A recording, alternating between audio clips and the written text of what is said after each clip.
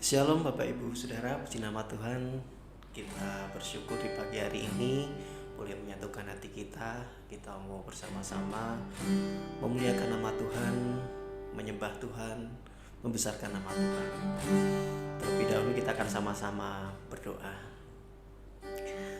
Bapa Surgawi, dalam nama Tuhan Yesus Kristus, saat pagi hari ini Bapa, kami bersyukur kami boleh datang ke hadirat-Mu Bapa, untuk menyatukan hati kami, menyembah, memuliakan nama Tuhan Bapa. Mari Tuhan, kami rindu Tuhan hadir di tengah-tengah kami, mengurapi setiap kami, memberkati setiap kami. Hadirlah Bapa. Terima kasih Yesus.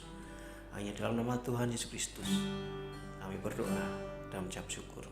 Haleluya. Amin.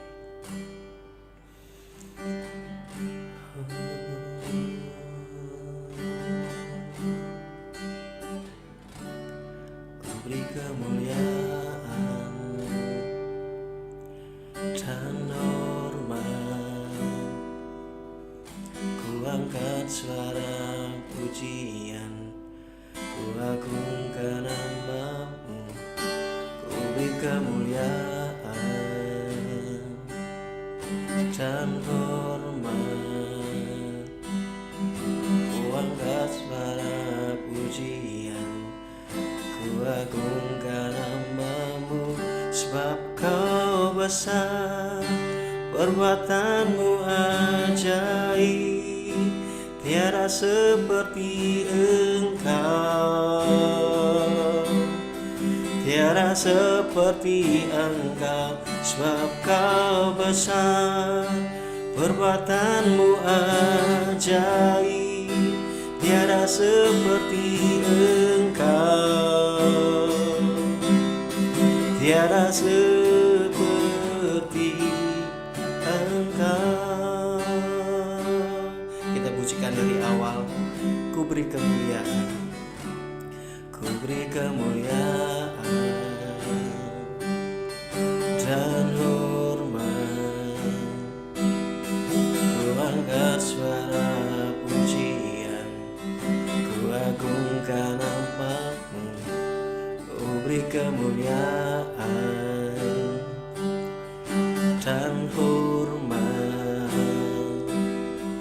ku angkat suara pujian, ku agungkan nama-Mu, sebab Kau besar, perbuatan-Mu ajaib, tiada seperti Engkau, tiada seperti Engkau, sebab Kau besar, perbuatan-Mu ajaib, tiada seperti Engkau, tiada seperti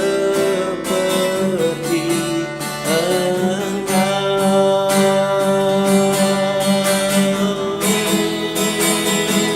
Sebab Kau besar, perbuatan-Mu ajaib, tiada seperti Engkau,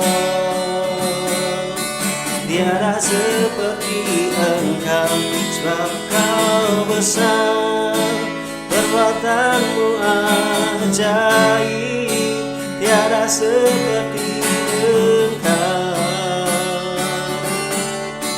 tiada seperti Engkau. Kau besar, perbuatan-Mu ajaib, tiada seperti Engkau, tiada seperti Engkau, sebab Kau besar, perbuatan-Mu ajaib, tiada seperti Engkau, tiada seperti Engkau, tiada seperti Engkau, tiada seperti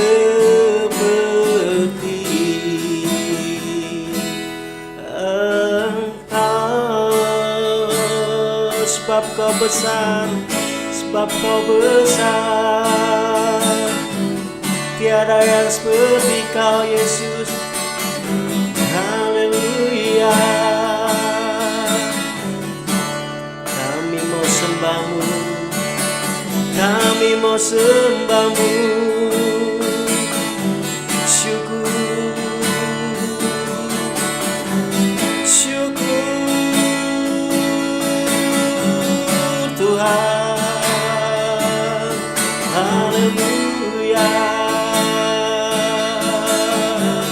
haleluya, haleluya. Kami sembahmu, oh syukur bagimu. Haleluya, syukur, syukur. Sungguh Tuhan, sungguh kami bersyukur.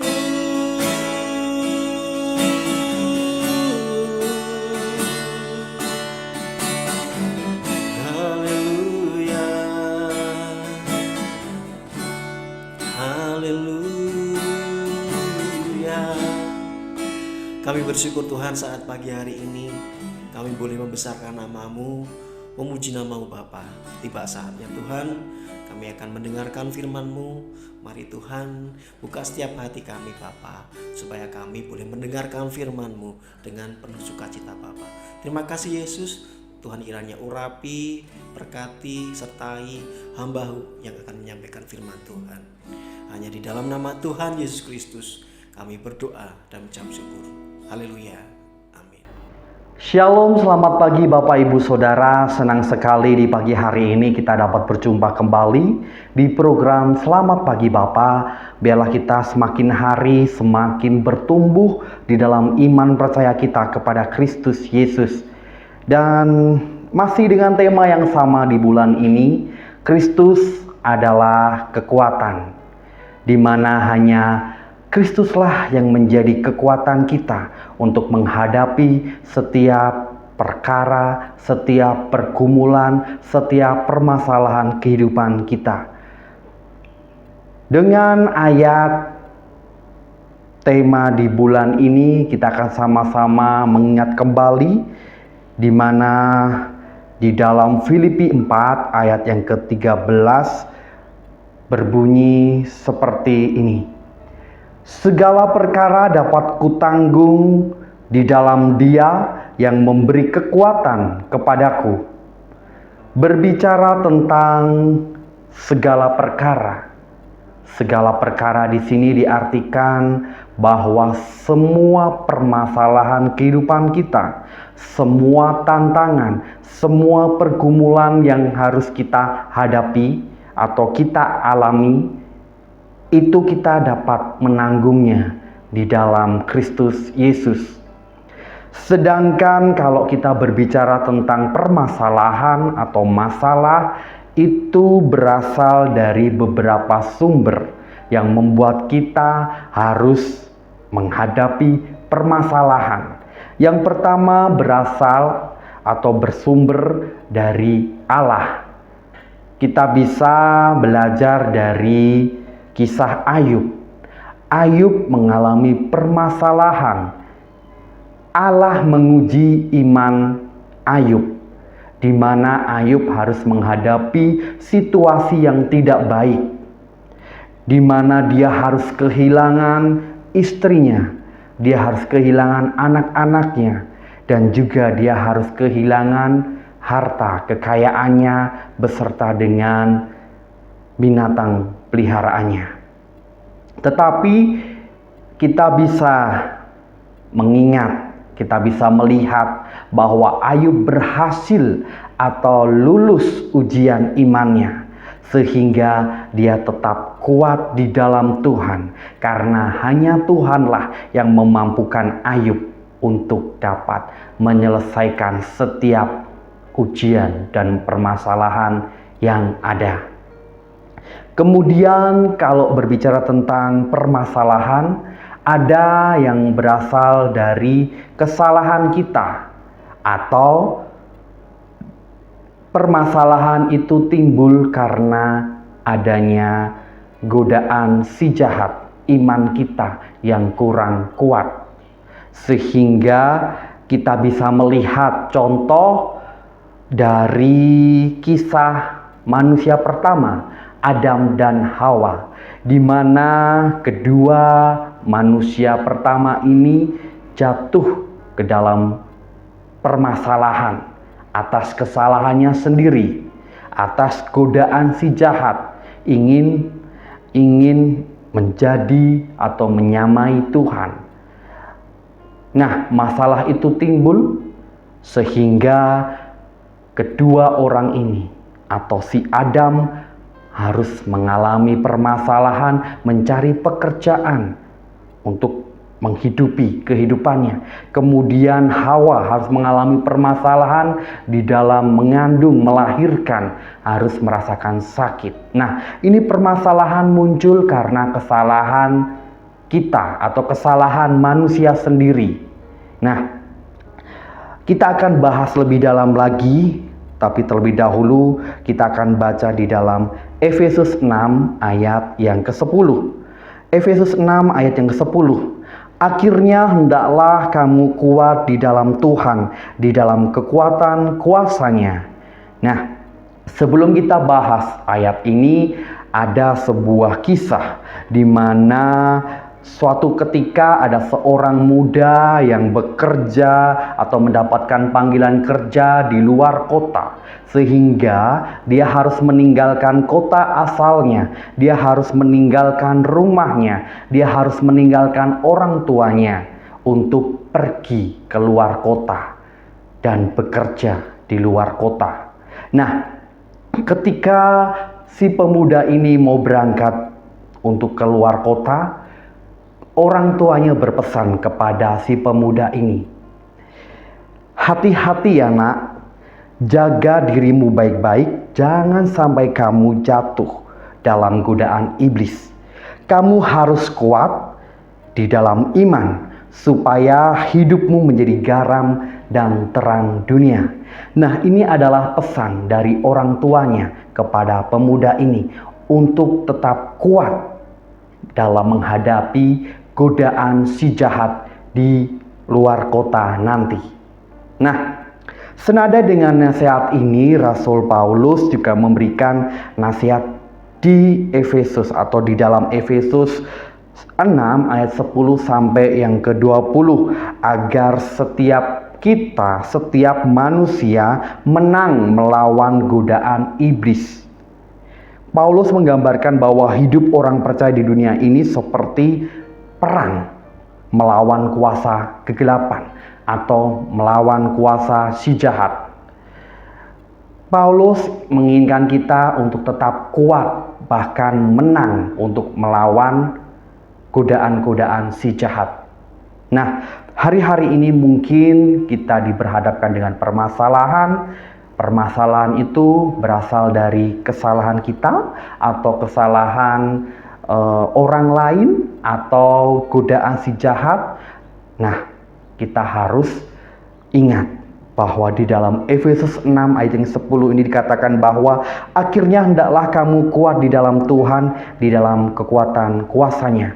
Biarlah Tuhanlah yang menjadi kekuatan kita, karena kuasa Tuhan tidak ada tandingannya. Kuasa Tuhan tidak ada yang bisa melawannya, sekalipun itu iblis.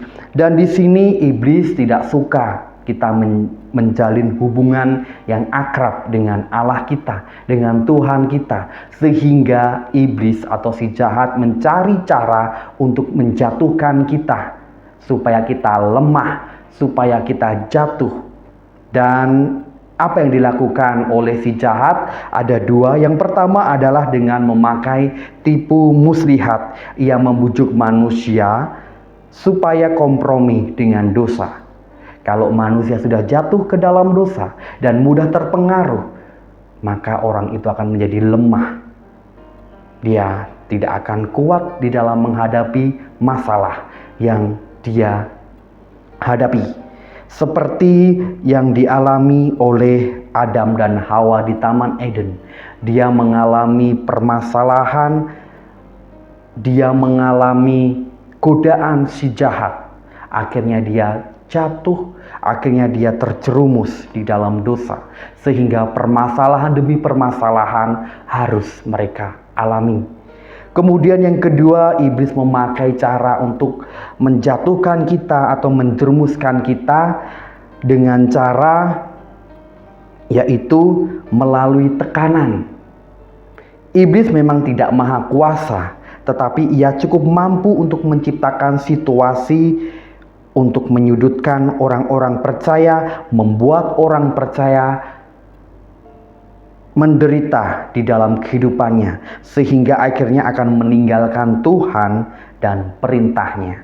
Nah, di sini iblis memakai cara untuk menekan setiap kita dengan cara permasalahan yang ada. Nah, dari sini kita dapat melihat bahwa manusia itu adalah makhluk yang rawan. Manusia itu makhluk yang lemah, penuh dengan kekurangan. Makanya si jahat tidak suka melihat manusia dengan Allah memiliki hubungan yang baik. Si jahat ingin berusaha menghancurkan hubungan manusia dengan Allah, yaitu melalui dengan kelemahan-kelemahan, melalui celah yang sedikit yang membuat manusia lemah, jatuh ke dalam dosa. Tapi di sini dikatakan bahwa di dalam Efesus 6 ada strategi yang ampuh untuk kita dapat menang melawan si jahat. Apa strateginya? Itu dapat kita baca di dalam Efesus 6 ayat yang 10 tadi. Dikatakan bahwa akhirnya hendaklah kamu kuat di dalam Tuhan, di dalam kekuatan kuasa-Nya. Maksudnya seperti apa? Yang pertama yang harus kita lakukan adalah kita harus mengandalkan Tuhan dan bersandar penuh kepada Tuhan. Karena hanya Tuhanlah yang memiliki kuasa yang tak terbatas. Kuasa iblis bisa kita kalahkan dengan mengandalkan kekuatan Tuhan, dengan mengandalkan kuasa Tuhan. Sebab kuasa Tuhan tak terbatas, sehingga bisa menandingi kuasa si jahat. Kemudian strategi yang kita pakai, yang kedua adalah menggunakan perlengkapan senjata Allah. Di dalam ayat Efesus 6 ayat yang ke-14, di situ dikatakan salah satu senjata Allah atau perlengkapan senjata Allah adalah berikat pinggangkan kebenaran. Nah, di sini kita harus tetap bertahan hidup dalam kebenaran seturut dengan kehendak Tuhan. Orang yang tetap memegang teguh kebenaran di dalam Tuhan, maka ia tidak akan mudah tergoda dan jatuh oleh tipu muslihat iblis. Nah, kita harus memiliki perlengkapan senjata Allah. Dengan senjata Allah kita mampu untuk mengalahkan atau melawan tipu muslihat si jahat. Dengan demikian kita akan menjadi kuat di dalam mempertahankan iman kita. Kita akan menjadi menang di dalam melawan si jahat. Dan biarlah Tuhanlah sendiri yang menjadi sumber kekuatan kita, menjadi sumber penolong kita. Dengan demikian iman kita di dalam Tuhan tidak akan mudah goyah, dan kita akan tetap teguh berdiri di dalam Tuhan dengan kebenaran firman Tuhan yang menjadi perisai kita, sehingga kita kuat dan menang di dalam menghadapi permasalahan-permasalahan yang kita hadapi. Apapun yang hari-hari ini Bapak Ibu Saudara sedang hadapi, jangan pernah khawatir, jangan pernah takut, dan satu hal, jangan pernah meninggalkan Tuhan. Tetapi biarlah kita semakin hari semakin berpegang teguh, semakin bersandar kepada Tuhan. Karena di dalam Tuhan ada kekuatan yang besar yang mampu membuat kita kuat, yang mampu membuat kita menang atas permasalahan kehidupan kita. Biarlah firman Tuhan di pagi hari ini menjadi berkat, dan kita semakin hari semakin bertumbuh di dalam Tuhan. Kita akan tutup dan kita akan sama-sama berdoa. Tuhan Yesus, kami mengucap syukur Tuhan untuk setiap berkat firman Tuhan, di mana kami belajar untuk tetap kuat di dalam Tuhan, untuk tetap mengandalkan Tuhan di dalam segala situasi kehidupan kami, sehingga apapun yang menjadi permasalahan kehidupan kami, apapun perkara-perkara yang ada di dunia ini, kami bisa mengatasinya, bahkan kami menang dan kuat. Tuhan Yesus mampukan setiap kami, sehingga kami menjadi orang-orang yang menghasilkan buah untuk hormat dan kemuliaan nama Tuhan. Tuhan Yesus, kami serahkan sepanjang hari ini ke dalam tangan Tuhan. Biarlah Tuhan senantiasa memberkati, menyertai kehidupan kami. Hanya di dalam nama Tuhan kami Yesus Kristus, kami sudah berdoa dan mengucapkan syukur kami. Haleluya. Amin. Selamat pagi dan Tuhan Yesus memberkati.